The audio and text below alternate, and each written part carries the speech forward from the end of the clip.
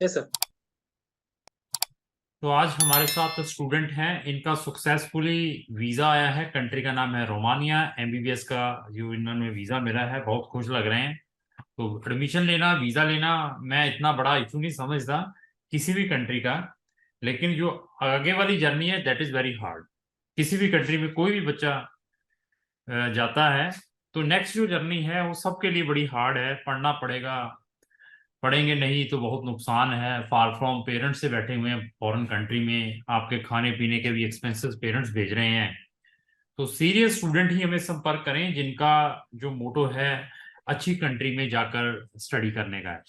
तो सबसे पहले मैं सर आपका स्वागत करता हूं इस जूम मीटिंग में। मेरी तरफ से आपको नमन है, नमस्कार है। और मीटिंग स्टार्ट करने से पहले मैं ये बता दूं कि हम किसी भी पर्सन की कोई भी पर्सनल आइडेंटिटी और फेस किसी भी सोशल मीडिया के ऊपर पब्लिश नहीं करते हैं।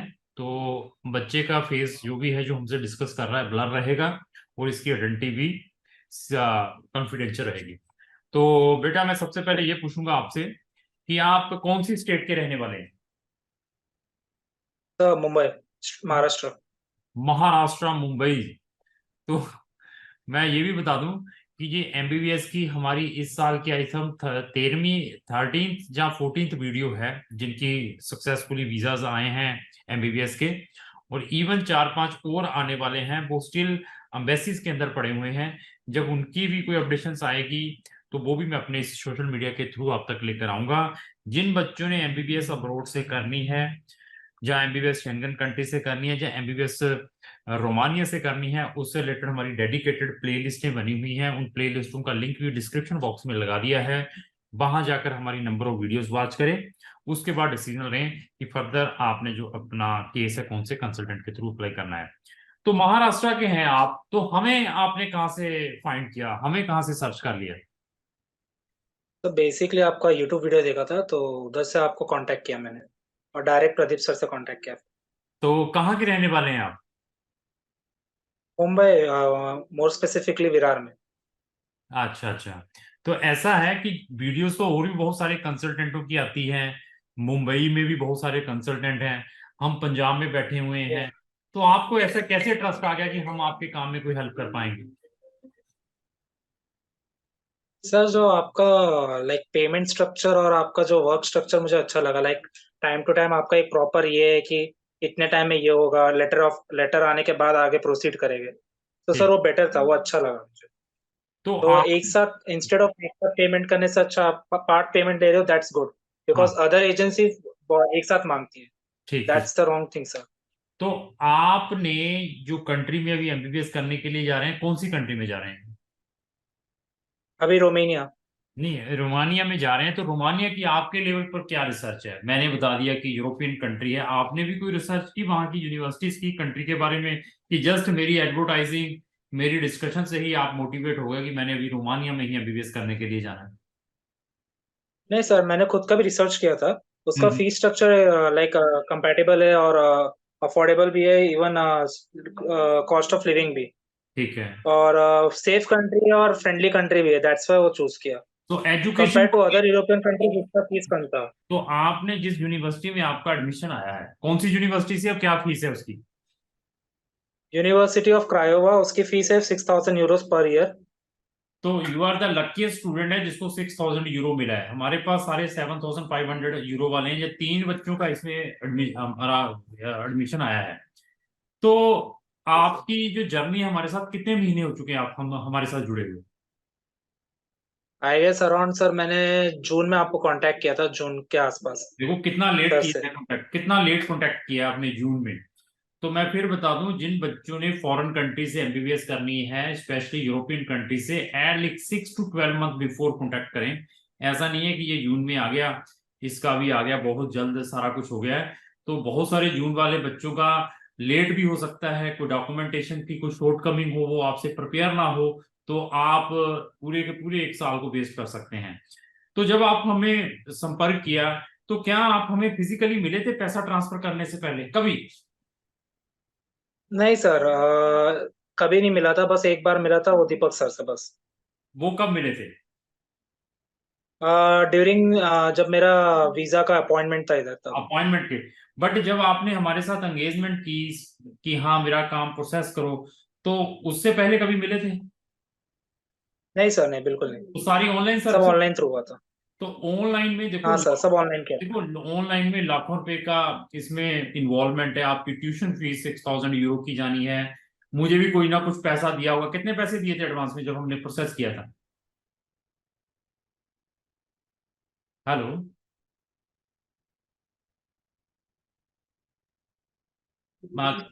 कितने पैसे दिए थे हमें?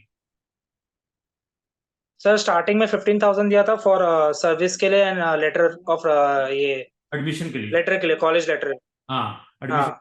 तो उसके बाद? उसके बाद धीरे धीरे सर अपोस्टाइल वीजा का अदर प्रोसेस के लिए हम लोगों ने धीरे धीरे फीस भरा था अकॉर्डिंगली जितना जरूरत था। तो आपको जब आप हमारे पास आए तो आपने सिर्फ एक ही यूनिवर्सिटी में रखा था इंटरेस्ट, या अनदर यूनिवर्सिटी में भी डाला था? मल्टीपल डाला था सर, एक ग्रिगोर यूनिवर्सिटी था क्रायोवा में था और एक बुचारेस्ट में भी डाला था। तो तो बाकी। क्रायोवा का आ गया था, ग्रिगोर का अच्छा अच्छा, मतलब कितनी यूनिवर्सिटी से एडमिशन आया था आपका? दो का आ गया था, ग्रिगोर एंड क्रायोवा दोनों में से आ ग्रेट गया था। Great great great. तो ऐसे है कि ड्यूरिंग द प्रोसेस आपको कोई तकलीफ हुई हो हमारी ओर से, या हम आपको कोई रिस्पॉन्स ना कर रहे हैं, क्योंकि आप ऑनलाइन क्लाइंट हैं, महाराष्ट्र में बैठे हुए हैं, कभी हम आपको डिस्टर्ब कर रहे हो, इन टाइम रिस्पॉन्स ना करो, कभी ऐसा महसूस हुआ हो? सर अभी तक तो ऐसा कुछ हुआ नहीं। अभी ठीक है। तक तो सब स्मूथली गया था विदाउट एनी प्रॉब्लम। ठीक है। थोड़ा थोड़ा बीच में सर हुआ था प्रॉब्लम लाइक फाइल का इधर उधर, बट वो सॉल्व हो गया, वो इजीली सॉल्व हो गया। कोई दीपक सर ने पूरा प्रॉपरली हैंडल किया। वो फाइल का मुझे बस मालूम बाकी है सब। कि कोरियर आपका दिल्ली भेजा था, हमने पंजाब से। वो रास्ते में ट्रांजिट में रह गया, वापस फिर आ गया। उसमें थोड़ा सा टाइम आपका हम्म, एक आधे हफ्ते का आगे पीछे हुआ था, आई नो दैट थिंग्स। लेकिन कभी कोई इंटेंशनली हम्म। हमने तंग किया हो आपको जानबूझ के कि नहीं यार, ये जानबूझ के ना कोई टाइमली रिस्पॉन्स करते हैं, ना ही मुझे कोई अपडेशन देते हैं, ऐसी कोई? नहीं सर, ऐसा कोई एक्सपीरियंस नहीं था सर। तो प्रॉपर आपको टाइम पे मेरे को रिस्पॉन्स आता था और प्रॉपर टाइम पे सर इन्फॉर्म करते थे मुझे। अम्बेसी में कोई तकलीफ आई हो? आपकी जो जब फाइल जमा करवाने गए थे उसी टाइम जमा हो गई थी, या उसमें कोई तकलीफ आई थी? सर जिस टाइम गया था उसमें बस एक प्रॉब्लम था कि मेरा ओरिजिनल डॉक्यूमेंट में अपोस्टाइल नहीं किया था प्रदीप सर ने, एक्चुअली हाँ। प्रिंट आउट में किया था। हाँ और ठीक है, वो बाद में जब वो फाइल ले ली थी उन्होंने?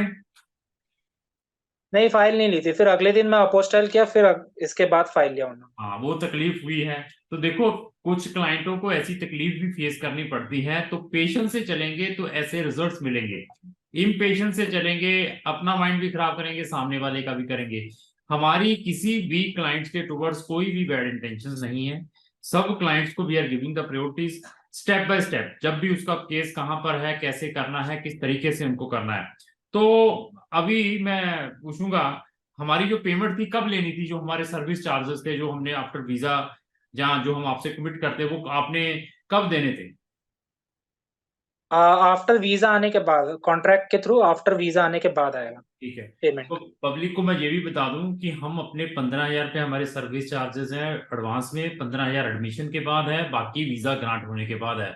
ड्यूरिंग द प्रोसेस जो अनदर एक्सपेंसेस है, लाइक कोई एम्बेसी फीस है, बच्चे ने खुद वहां पर 11,000 लगता है। कितना लगेगा था एम्बेसी फीस? एम्बेसी फीस 12,000 था सर। हाँ, 12,000 वो बच्चे ने खुद जमा कराए। कोई डॉक्यूमेंटों को अपोस्टल करवाना पड़ता है बच्चे को खुद, वो जो भी लगते हैं वो चार्जेस खुद बच्चा पे करता है। कोई डॉक्यूमेंटों की ट्रांसलेशन है, वो बच्चे ने खुद ड्यूरिंग द प्रोसेस करने होते हैं। तो आपके हमने कोई ओरिजिनल डॉक्यूमेंट भी रखे थे कि नहीं, ओरिजिनल डॉक्यूमेंट भी हमारे पास रखो, मेरा आपका पासपोर्ट भी हमारे पास आना चाहिए, कोई ऐसा कुछ? नहीं सर, ऐसा कुछ नहीं था, सिर्फ ओरिजिनल डॉक्यूमेंट्स तो एक भी नहीं था सर। ठीक है।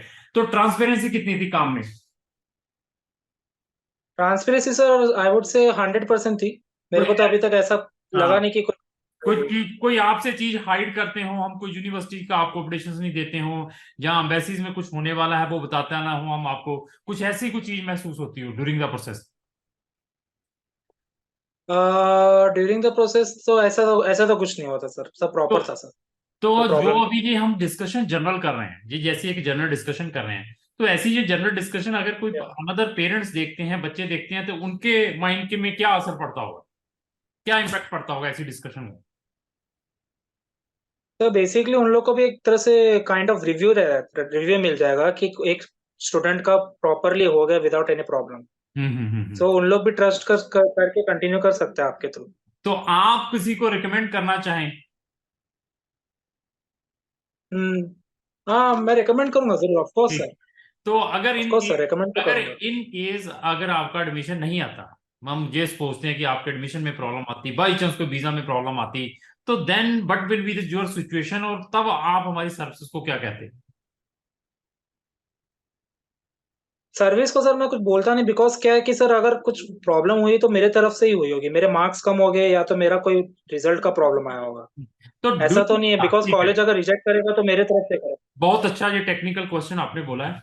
तो आपको ड्यूरिंग द प्रोसेस ऐसा लगा हो कि क्राउन इमिग्रेशन की बहुत अच्छी सेटिंग है यूनिवर्सिटीज के साथ और एम्बेसीज के साथ ड्यूरिंग द प्रोसेस, कि ये आपका काम 100% करवा सकते हैं, इनकी सेटिंग्स हैं, लगता है आपको ऐसे कुछ? एम्बेसीज के तो मैं बोल नहीं सकता, बिकॉज एम्बेसी में मेरे को ऐसा कुछ फील नहीं हुआ। और ना इंक्लूडिंग कॉलेजेस में भी सर। ठीक, बहुत अच्छा। इंक्लूडिंग कॉलेज, क्योंकि कोई भी कॉलेज में देखो, आपकी सेटिंग नहीं है। बहुत बढ़िया ये रिव्यू। मैं बार बार ये क्वेश्चन क्यों पूछता हूं कि लोग मार्केट के अंदर आपको गारंटी वारंटी, आपका मैं वो कर दूंगा ये कर दूंगा, दैट रिजल्ट बच्चे मोटिवेट होते हैं। बीइंग ए कंसल्टेंट, मेरी कोई सेटिंग्स नहीं है किसी भी यूनिवर्सिटी के अंदर कि मैं कहूं कि इसका 100% एडमिशन आना चाहिए। प्राइवेट यूनिवर्सिटीज में हो सकती है क्योंकि उनको पैसा चाहिए, रशियन जैसी कंट्री में हो क्या? सकती है, दे आर नॉट बॉदर्ड, उनको भी पैसा चाहिए।